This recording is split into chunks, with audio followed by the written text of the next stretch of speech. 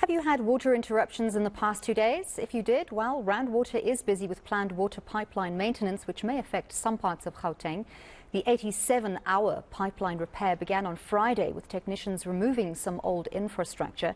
Rand Water says its plan to replace the aging water system in Gauteng is on schedule. For more on this, I'm joined by Rand Water's Singo. Eddie, thank you so much for your time. So 87 hours, that's a very long project indeed, but that's not to say that residents affected will be without water completely during that entire time. So tell us, to what level will residents expect to be affected?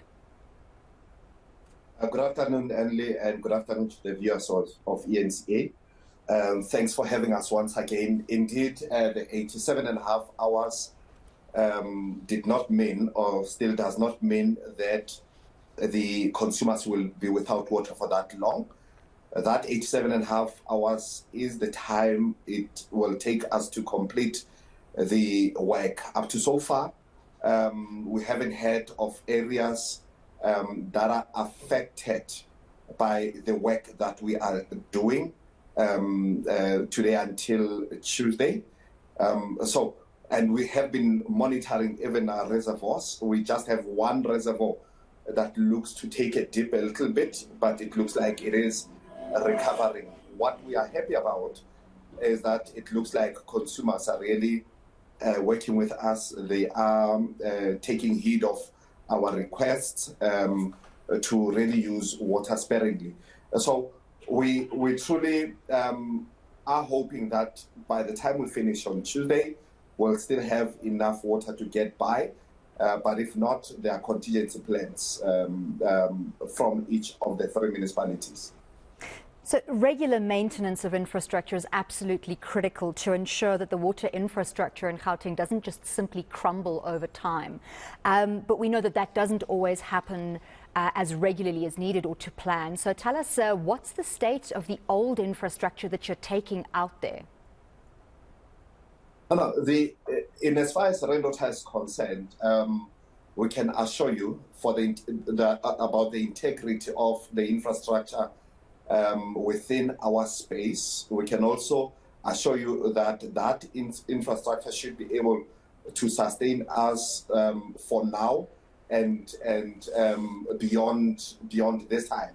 So what we do as Rand Water is that every now and then we conduct the condition assessment of our infrastructure, and from time to time we will replace what needs to be replaced, we will repair what needs to be repaired, or go even beyond that and augment, just to make sure that our infrastructure is able to meet future demands. So we can give you the assurance that the infrastructure managed by Rand Water is well taken care of. We've got an asset management department whose duty is solely to ensure that we have a clear understanding of each one of our assets, whether it's pumps, motors, pipes, and many other assets that we've got.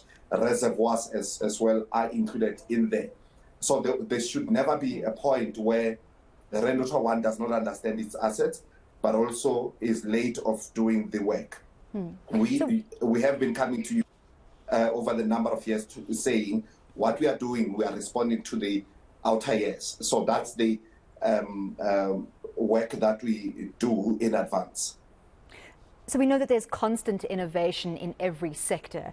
How much has the technology changed in terms of where we are now with the kind of materials that we're using to replace that older infrastructure? Look, the technology has seriously changed, and even within our space, you would know that most of our pipes were mortar lined, some were lined with tar. We have changed the lining of our pipes. We have changed even how we detect our leaks. In the past, people had to drive the entire length of the pipelines. We've got smart systems, or what we call smart balls, which we put into the system, and then it will tell you exactly the coordinates of where the leaks are. We we are big now on non-destructive testing, which is the testing of the thickness of our pipelines and the rate of corrosion of the pipelines without even interfering with the pumping. So the technology that we use has truly evolved, including the designs of our systems.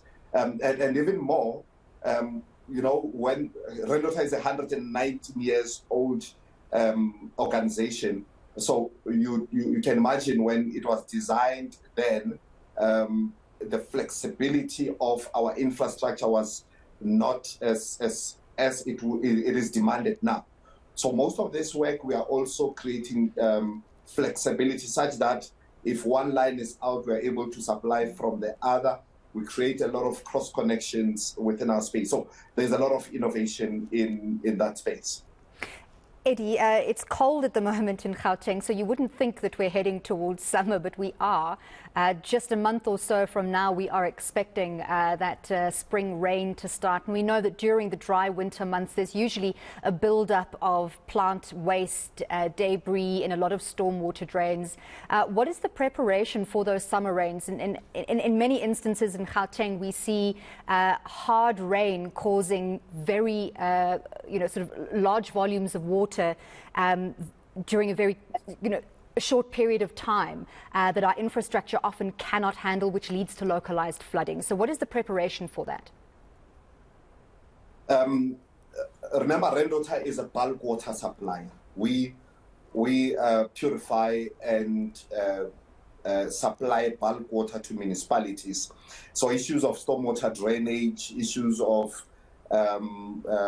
the roads that get flooded are not within our purview.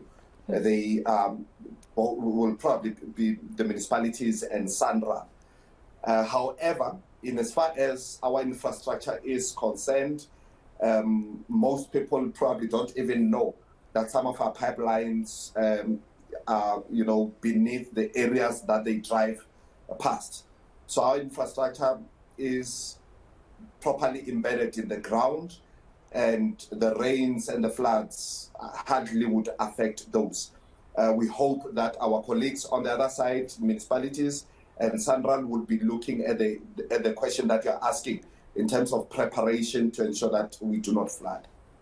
That's certainly good news as we head into that summer season. Eddie, just last question. In terms of leaks, you spoke earlier about smart systems that help you detect leaks. But in some instances, there might be a water leak on a roadway where some of your infrastructure has been damaged for whatever reason. Often it's construction work that unintentionally damages water infrastructure. And in some instances, it takes days, sometimes even weeks, for that infrastructure to be repaired. And from the public's point of view, one would wonder why the length of time, because that water, that's a costly waste to the city. What can you tell us about the speed with which Rand Water executes repairs to those unintentional damages?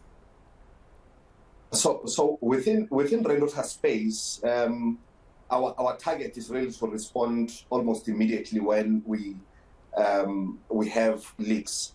Our leaks can be differentiated in this way. Because we are a bulk water supplier, the pressures that are within our infrastructure is very high. So you can't afford to leave that leak to go on for a long time. And hence, we always are ready to be able to respond to those. However, you also would see, and there's that's the challenge we always see, the confusion between the infrastructure owned by Rendota or by municipalities. So how you will see that is your normal pressure, your normal flow, then you know that it's a municipal one. But what we have also observed is that as consumers observe that, they will phone us and we phone the municipalities to advise them of a leak that is within their space. We have seen a number of municipalities improving when it comes to that.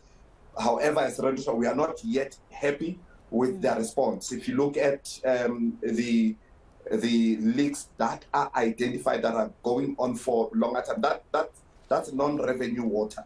So that municipality will still pay for that water received from rainwater, even if it flows in the streets and it doesn't get consumed by people. So we really advise municipalities to respond as agile as possible to ensure that we don't waste that water. We do have engagements with them and advise them on the increase in non-revenue water. And we hope that in the coming few years, municipalities will be able to address those and reduce the non-revenue water. But we can assure you, from our side, we do respond on time. Excellent. Thank you so much for speaking to us. That was Rand Water's Executive Manager for Sekerbos Water Treatment Plant, Eddie Singo. Those repairs still going on until Tuesday.